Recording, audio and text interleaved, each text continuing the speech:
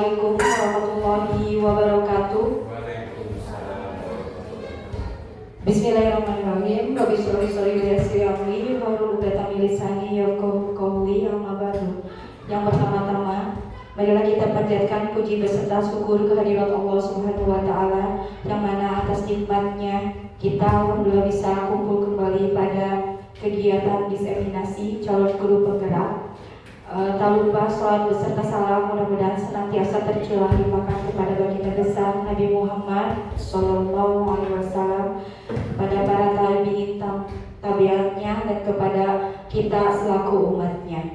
Yang terhormat Bapak Kepala Sekolah dan Ibu Kepala Sekolah SD Ciliwung Komplek, yang terhormat Ibu dan Bapak Guru yang sudah bersedia hadir pada kegiatan diseminasi dengan tema menyebarkan pemahaman dan penerapan pengalaman budaya positif yang disusun oleh Bu Is Eka Sapitri SPD untuk memenuhi tugas salah satu tugas CGP Angkatan 11 di Kabupaten Bandung Barat. Adapun pembukaan susunan acaranya, yang pertama yaitu pembukaan yang alhamdulillah sudah disampaikan oleh sendiri. Perkenalkan sebelumnya, nama saya Ibu Negrian Firmansyah selaku MC pada kegiatan diseminasi ini. Yang kedua yaitu sambutan yang akan disampaikan oleh Bapak Kepala Sekolah kepada Bapak Dr. Sabar Sapari MPD. Waktu dan tempat saya persilakan.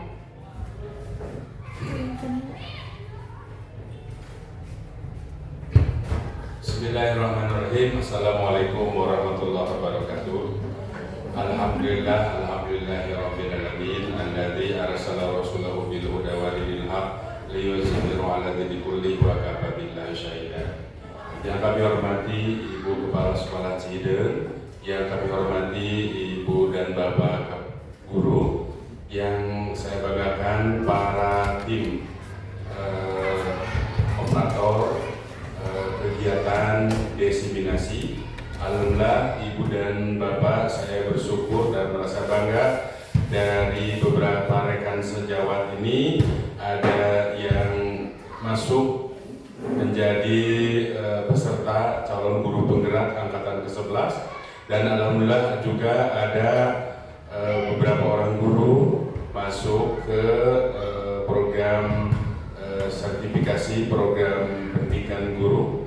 Alhamdulillah Ibu dan Bapak, saya merasa bangga dan bersyukur pada kesempatan hari ini Ibu Is Eka Sapitri SPD akan menyampaikan berbagai praktek baik, berbagai ilmu diseminasi kepada kita sekalian. Ibu dan Bapak, pada program pendidikan guru penggerak di modul-modulnya begitu banyak mengandung ilmu-ilmu filsafat pendidikan yang bisa diterapkan oleh kita semua. Hari ini Ibu Is akan menyebarkan pemahaman tentang budaya positif.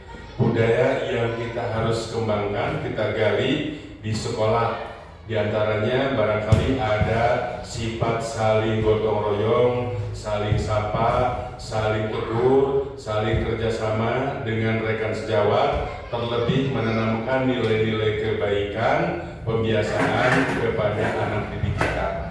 Ibu dan Bapak, Bu Is berupaya memberikan ilmu kepada kita.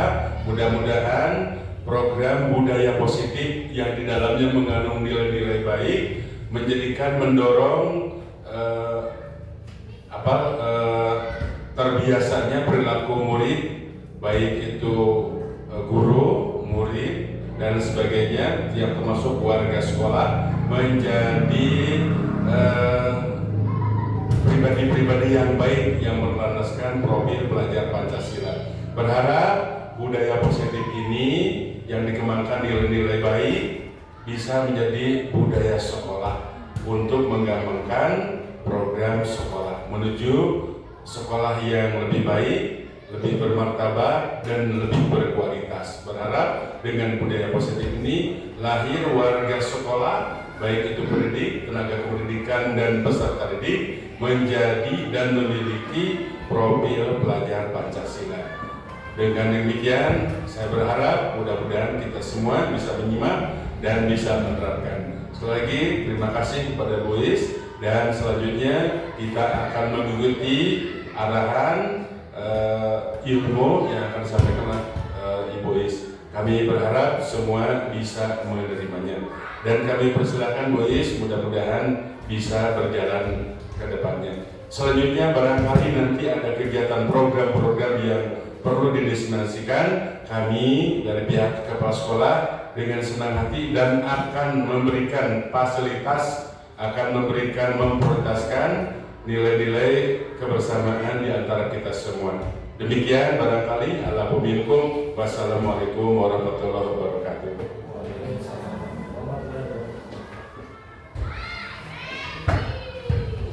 Terima kasih kepada Bapak Sabar Supari yang sudah menyampaikan sambutannya.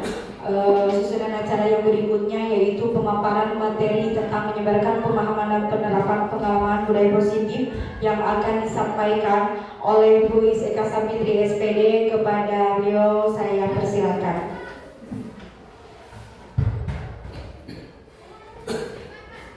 Bismillahirrahmanirrahim.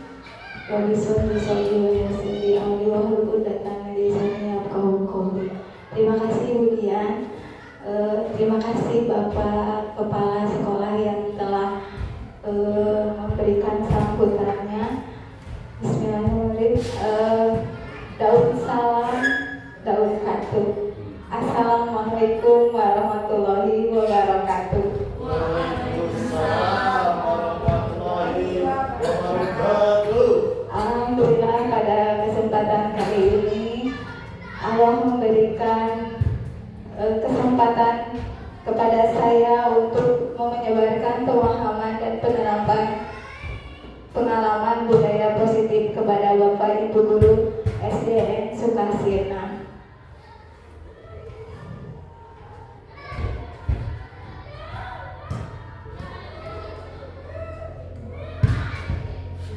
Pada kesempatan ini saya akan menerapkan di sini ada pendidikan guru penggerak angkatan 11. Yang pertama ada fasilitator saya, beliau adalah Ibu Siti Yulaika, dan saya sendiri sebagai calon guru penggerak Eka Sapitri, dan pengajar praktik Bapak Kiki Arido.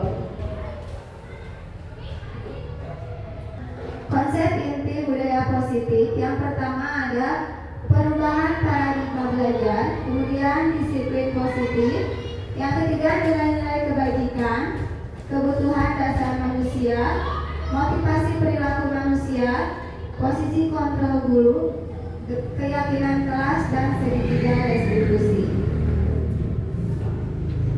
Pembelajaran dengan paradigma baru. Pembelajaran dengan paradigma baru merupakan pembelajaran yang dirancang berdasarkan prinsip pembelajaran berdiferensiasi sehingga peserta didik belajar sesuai kebutuhannya berdasarkan tahap perkembangan sesuai teori psikologi modern untuk mewujudkan profil pelajar Pancasila. Adapun profil pelajar Pancasila ini yaitu satu, apa Ibu Bapak? Beriman, bertakwa kepada Tuhan Yang Maha Esa dan berakhlak mulia. Yang kedua, berkebinekaan global. Yang ketiga, bergotong royong. Yang keempat, kreatif. Yang kelima, benar kritis, dan satu lagi yaitu mandiri. Itu adalah profil pelajar Pancasila. Nanti misalkan kalau ada yang gitu dilihat lagi dimensi-dimensinya ya. Berikutnya, miskonsepsi tentang teori kontrol. Ilusi mengontrol murid, ilusi bahwa orang dewasa berhak memaksa. Kemudian yang ketiga, ilusi bahwa semua penguatan positif efektif dan bermanfaat. Ilusi bahwa kritik dan membuat rasa bersalah mampu menguatkan karakter. Ilusi bahwa orang dewasa itu bisa mengontrol peserta didiknya. Misalkan untuk guru bisa jadi ketika anak melakukan kesalahan, kita bisa memberi hukuman kepada anak. Padahal sebetulnya itu tidak itu ya. Nanti kita bahas di berikutnya. Mengubah paradigma stimulus respon ke pendekatan teori kontrol. Yang pertama, realitas kebutuhan kita semua. Realitas kebutuhan kita, ini sama ya.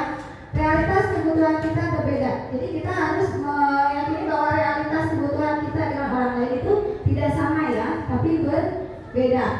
Yang kedua, semua orang melihat hal yang sama. Setiap orang memiliki gambaran yang berbeda. Menurut kita seperti ini, tapi menurut orang lain pasti berbeda. Jangankan kita orang dewasa, anak kecil pun peserta didik bisa berbeda ya. Yang ketiga, kita mencoba mengubah orang. Diganti teori kontrol kita, bisa kita berusaha memahami pandangan orang lain tentang dunia. Jadi kita tidak berpikir kita bisa mengubah karakter seorang, tapi kita harus memahami bahwa pandangan orang lain itu berbeda dengan kita. Berikutnya, perilaku buruk dilihat sebagai suatu kesalahan. Teori kontrolnya, semua perilaku memiliki tujuan. Jadi ketika anak melakukan kesalahan, kita tidak bisa memberikan persepsi bahwa anak itu salah. Tapi mungkin bisa jadi mereka punya tujuan. Kenapa dia berbuat seperti itu? Bisa jadi dia membela dirinya atau hal-hal yang lain yang mungkin dia memiliki tujuan melakukan kesalahan tersebut. Yang kelima, orang lain bisa mengontrol saya.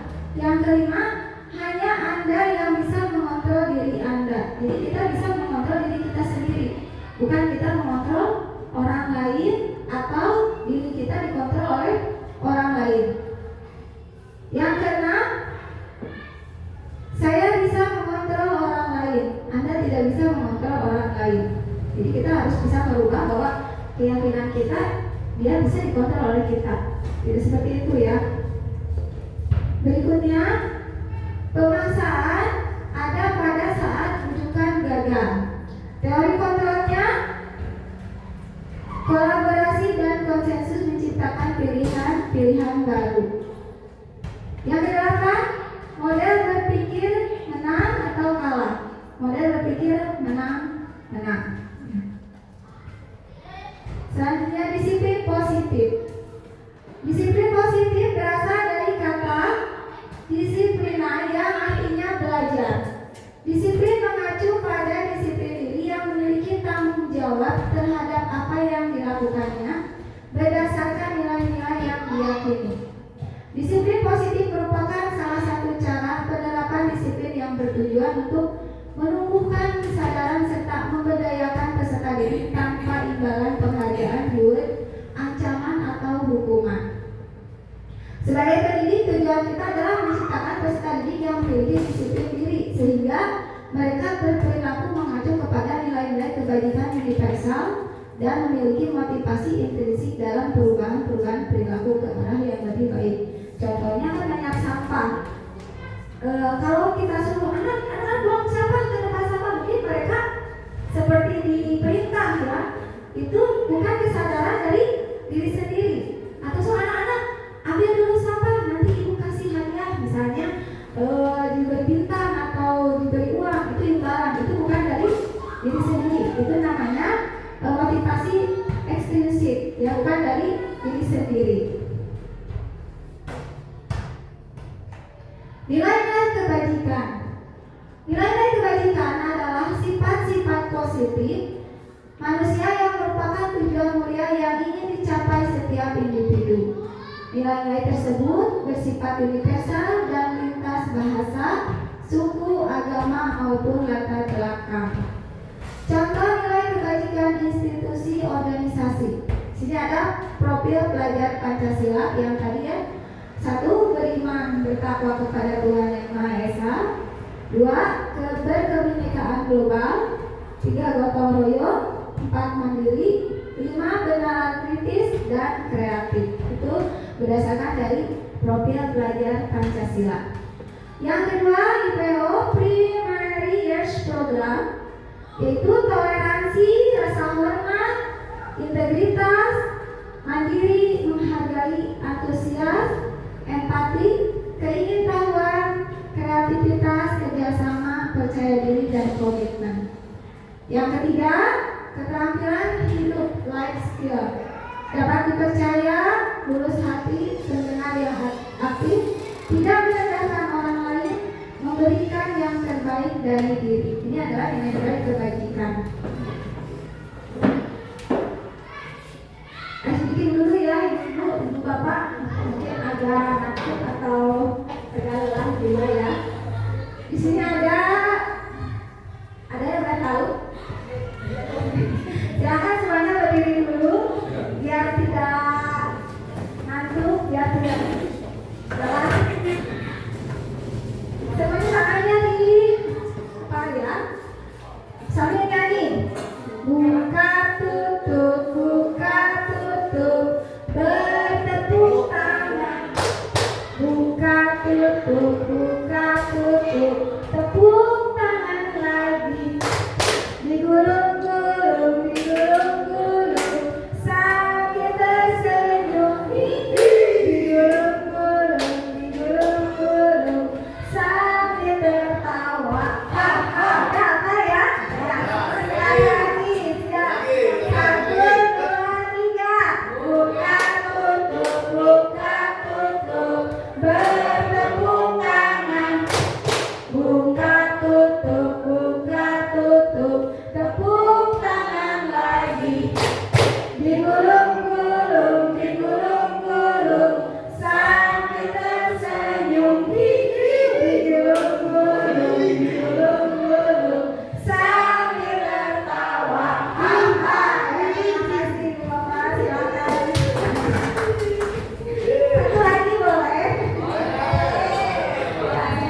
Buka mulut tertawa 3 kali.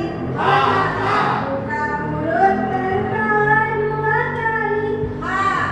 Buka mulut tertawa 1 kali. Buka mulut tertawa tanpa suara. Terima kasih semuanya, ibu bapak hebat. Berikutnya kita lanjut ya, semoga tidak ngantuk. Kebutuhan dasar manusia yang keempat ya. Kebutuhan dasar manusia adalah merupakan unsur-unsur yang dibutuhkan oleh manusia dalam menjaga keseimbangan baik secara fisiologis maupun psikologis. Hal ini tentunya bertujuan untuk mempertahankan kehidupan dan kesehatan. Bukan hanya kita sebagai orang dewasa, tentunya peserta didik juga pasti memiliki kebutuhan dasar ya. Berikutnya, nah ini ya, 5 kebutuhan dasar manusia. Ini ya, selama ini mungkin kita apa yang kita butuhkan itu maksudnya ke mana? Yang ke-1, ke-2, ke-3, ke-4 atau ke-5. Yang pertama ada bertahan hidup, kesehatan, rumah, dan makanan. Tentunya setiap orang pasti memiliki kebutuhan dasar ini. Itu yang pertama ya, yaitu kebutuhan bertahan hidup, kesehatan, rumah, dan makanan. Ini yang pertama. Yang kedua, kasih sayang dan rasa diterima, keinginan untuk tetap terhubung dengan orang lain seperti teman, keluarga, pasangan hidup, teman kerja, dan kelompok di mana kita tergabung. Ini adalah kebutuhan yang kedua. Selain dari bertahan hidup makanan, kita juga butuh untuk berhubungan dengan orang lain, terutama berhubungan baik ya dengan teman, keluarga. Itu tidak bisa dipungkiri ya. Itu adalah kebutuhan yang kedua. Yang ketiga, kebebasan, mandiri, memiliki pilihan, mencoba hal baru, mampu mengendalikan arah diri sendiri. Ini tidak dikontrol oleh orang lain. Saya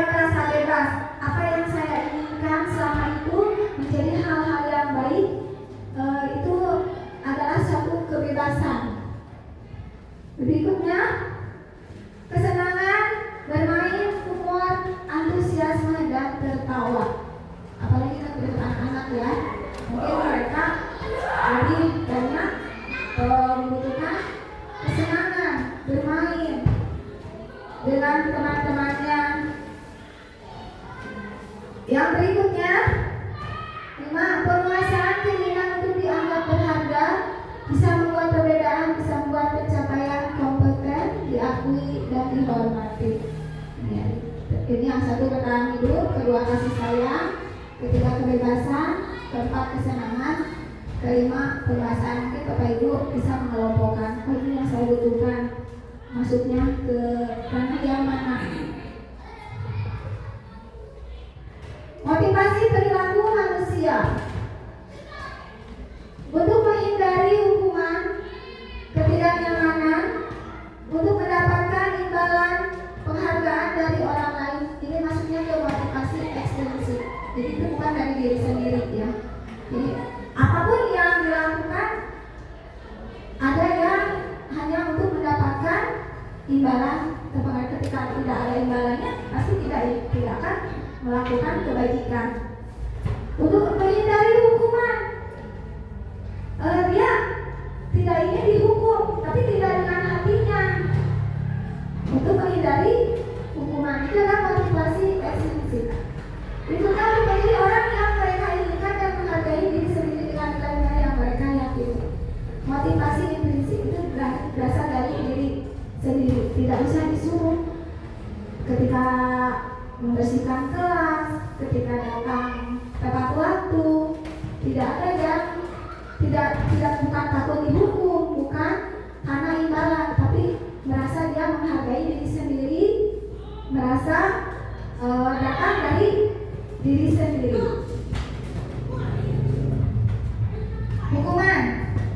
Hukuman itu tidak ada rencana, tiba-tiba murid tidak tahu apa yang akan terjadi atau dilibatkan, bersifat satu arah, berupa hukuman fisik atau psikis.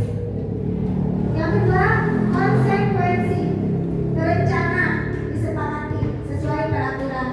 Murid tetap dibuat tidak nyaman, sikap guru selalu memonitor murid. Yang ketiga, restitusi, proses menciptakan kondisi bagi murid untuk memperbaiki kesalahan. Proses kolaboratif yang mengajarkan murid untuk mencari solusi sendiri. Kalau hukuman misalnya si anak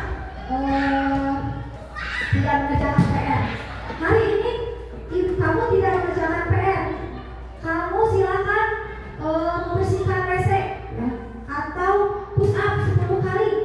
Tapi bukan pelajaran PJOK, ini pelajaran biasa. Nah, ini maksudnya adalah hukuman. Untuk konsekuensi, rencana disepakati sesuai peraturan, tapi tetap murid dibuat tidak nyaman. Kamu sudah melanggar aturan sekolah kelas kita. Kamu tahu apa konsekuensinya? Bapak Ibu akan mencatat kesalahan kamu hari ini untuk bahan perbaikan kamu di kemudian hari dipantau. Jadi sejauh mana dia berubahnya. Tapi ada yang tidak pernah berubah, ya terus seperti itu. Selanjutnya, kali ini Ibu memaafkan kamu, tapi lain kali jangan datang terlambat lagi ya. Ayo dong bantu Ibu ya. Suka seperti ini, kita juga sebagai posisi sebagai teman ya. Nah ini, apakah kamu tahu kesalahan yang sudah kamu lakukan? Bagaimana cara kamu memperbaiki kesalahan tersebut? Ya, jadi mencari solusi sendiri. Seperti kemarin saya sudah membuat segitiga restitusi bersama anak kelas 2. Nanti akan saya tampilkan. Ini ya seperti ini ya. Kira-kira posisi Bapak Ibu sebagai pendidik manakah? Tapi kita merasa ya, oh ternyata saya selama ini sebagai penghukum atau pembuat rasa bersalah. Supaya bagaimana caranya supaya anak itu jerak untuk tidak berbuat lagi kesalahan. Tapi ada lagi, setelah dihukum berkali-kali dia juga melakukan hal yang sama seperti itu ya. Bagaimana karakter si anak tersebut, bisa jadi faktor lingkungan juga, mungkinnya di lingkungan keluarga atau lingkungan tempat dia tinggal. Nah, coba ini posisi kontrol, apakah aku? Saya kecewa sekali dengan kamu. Kira-kira apa maksudnya? Manajer, pemantau, teman, atau penghukum, pembuat rasa bersalah? Kira-kira? Kita lihat. Betul, membuat rasa bersalah. Pintar menjadi 100 untuk Bapak Ibu. Berikutnya, posisi kontrol, apakah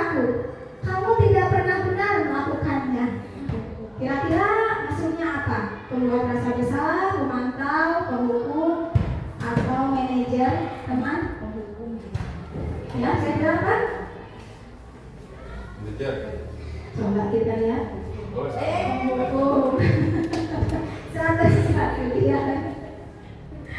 Ya, berikutnya.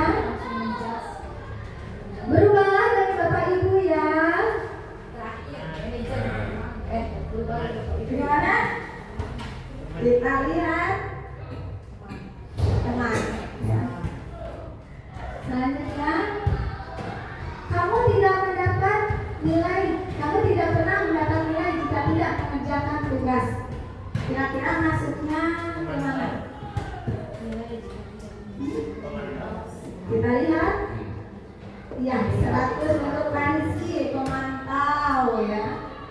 Selanjutnya, apa rencanamu untuk menyelesaikan masalah ini? Ya, pasti itu ya. Jawabannya adalah manajer. Nanti sudah tahu ke posisi manakah posisi kontrol diri kita. Nah, di sini. Yang ketujuh, keyakinan kelas. Mengapa keyakinan kelas? Mengapa bukan peraturan kelas? Sama ini kita membuat peraturan kelas, kesepakatan kelas. Kenapa di sini keyakinan kelas?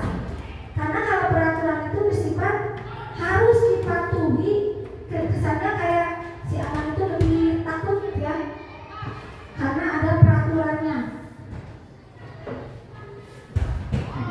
Ilustrasi antara peraturan dan keyakinan. Mengapa kita memiliki peraturan tentang protokol kesehatan, yaitu menggunakan masker dan mencuci tangan setiap saat? Mungkin jawabannya apa? Jawabannya adalah untuk kesehatan dan atau keselamatan. Ini yang diyakini kan?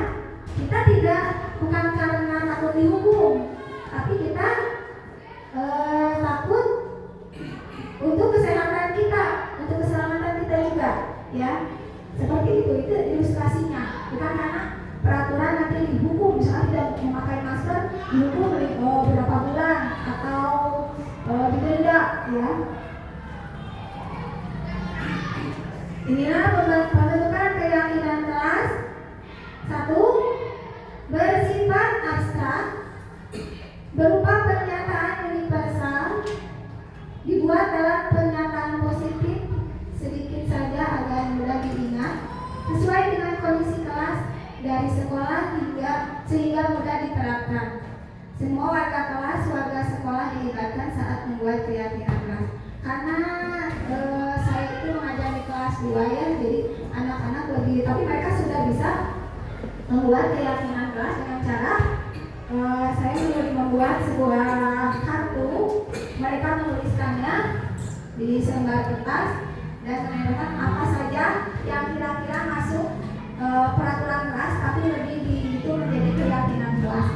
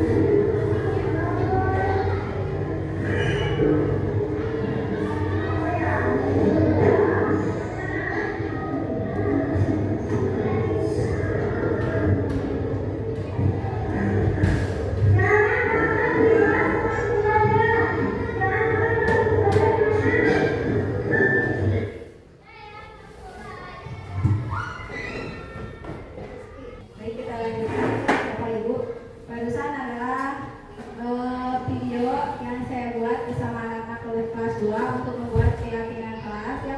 Ketika mereka membuat keyakinan kelas, pasti ada kata-kata jangan dan tidak boleh.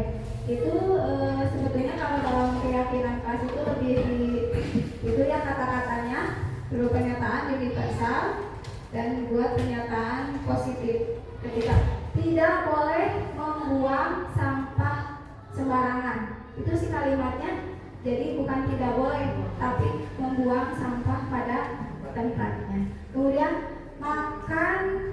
tidak boleh makan waktu jam pelajaran. Itu kata-katanya menjadi makan waktu istirahat. Seperti itu ya. Berikutnya segitiga restitusi. Suatu proses dialog yang dilakukan dulu terhadap siswa agar dapat menghasilkan siswa yang mandiri dan bertanggung jawab. Jadi bukan karena hukuman atau bukan konsekuensi ya, tapi ini bersifat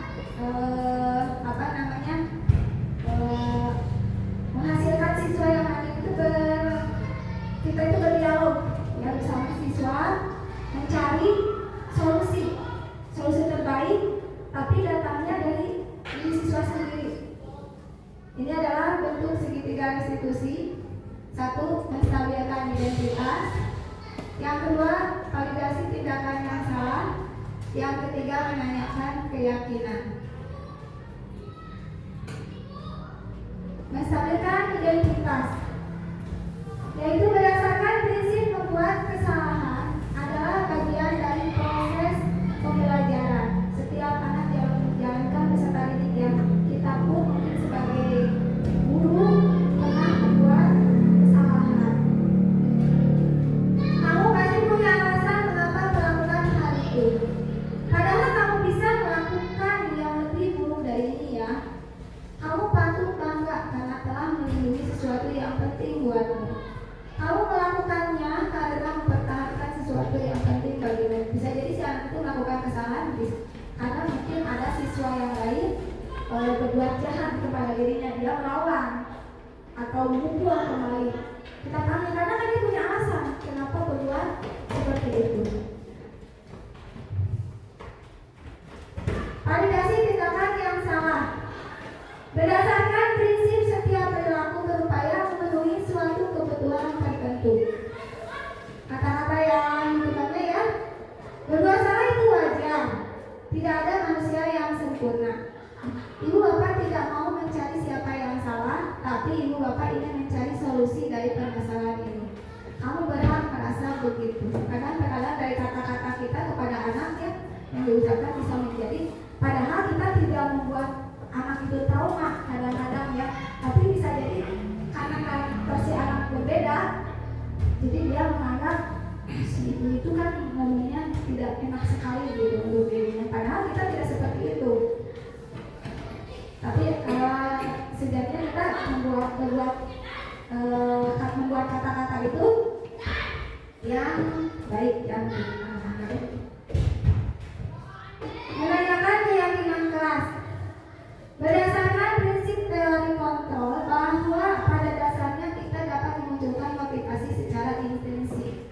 Apa keyakinan kelas kita? Nilai-nilai apa yang telah disepakati bersama? Seperti apa gambaran kelas yang ideal menurut kamu? Kamu ingin menjadi orang seperti apa? Sebenarnya kata-katanya boleh misalkan ibu bapak kata-katanya dari diri sendiri tidak seperti ini, tapi mengacu kepada menanyakan keyakinan kelas. Contoh penerapan segitiga restitusi, ini kasus makan di kelas.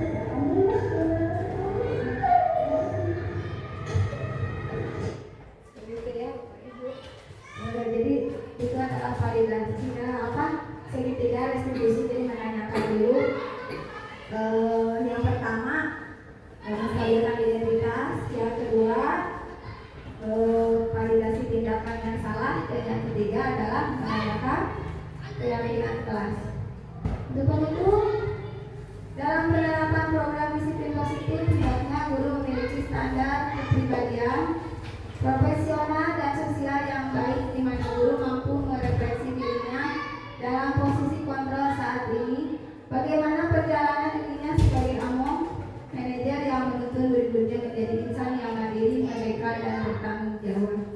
Semoga Bapak Ibu memahami, walaupun mungkin saya penyampaiannya kurang jelas, mohon maaf. Untuk yang lainnya bisa misalkan nanti mencari referensi atau ikut calon guru penggerak. Itu ya pemaparan dari saya tentang budaya positif. Semoga Bapak Ibu memahami ya. Terima kasih. Semoga bermanfaat. Boleh pantun ini Bapak. Cakep ya. Bantu cakepnya. Senin berdasi hitam sepatunya. Cakep. Upacara berbaris istirahat di tempat. Cakep. Apa itu?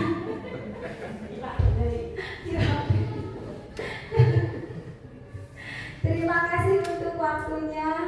Semoga acara ini bermanfaat.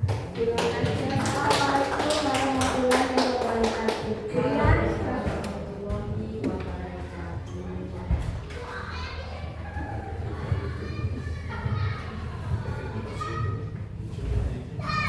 Alhamdulillah acara sudah kita selesaikan dengan lancar. Terima kasih kepada Bu Rizka Sabita SPD yang sudah memaparkan materinya tentang budaya disiplin. Tujuannya kita melakukan atau mengajarkan budaya disiplin terhadap peserta didik, yaitu tiada lain untuk diajarkan menjadi peserta didik yang mandiri dan bertanggung jawab. Mudah-mudahan apa yang disampaikan oleh Bu Rizka Sabita hari ini memberikan pemahaman kepada kita terhadap pelayanan peserta didik, lebih bukan hanya sekedar teori tapi bisa mengimplementasikan di lingkungan kerja kita sehari-hari. Mudah-mudahan apa yang disampaikan bermanfaat khususnya buat Bu Eis pribadi, buat kita semua. Saya selaku pembawa acara, alhamdulillah acara demi acara sudah diselesaikan. Mari kita tutup dengan bacaan hamdalah bersama-sama. Alhamdulillah rabbil alamin. Mudah-mudahan apa yang kita kerjakan hari ini dicatat sebagai amal kebaikan. Mohon maaf atas segala kekurangannya, baik itu sikap maupun ucap. Saya mohon maaf. Mohon pamit undur diri. Wassalamualaikum warahmatullahi wabarakatuh. Waalaikumsalam. Langsung tutup.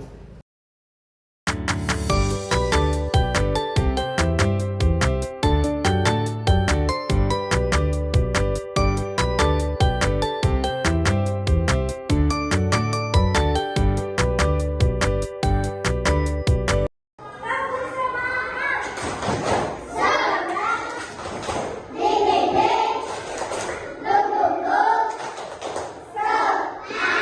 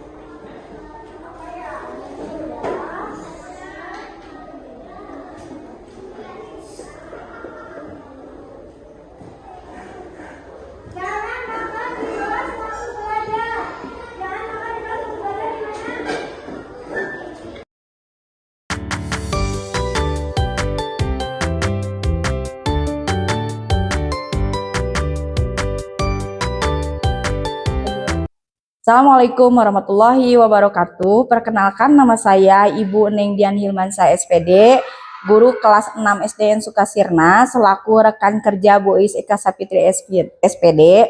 Setelah menyimak materi yang disampaikan tentang budaya positif yang disampaikan oleh Ibu Iis Eka Sapitri, sekarang saya lebih memahami tentang budaya positif, posisi kontrol guru, keyakinan kelas, kebutuhan dasar peserta didik, dan semoga bisa mengimplementasikan segitiga restitusi dan yang lainnya dalam kehidupan lingkungan kerja saya beserta rekan kerja saya. Mudah-mudahan harapan saya setelah menyimak materi tersebut bisa berdampak positif terhadap peserta didik, saya sendiri, dan rekan sejawat. Terima kasih, semoga Bu Iis sukses selalu.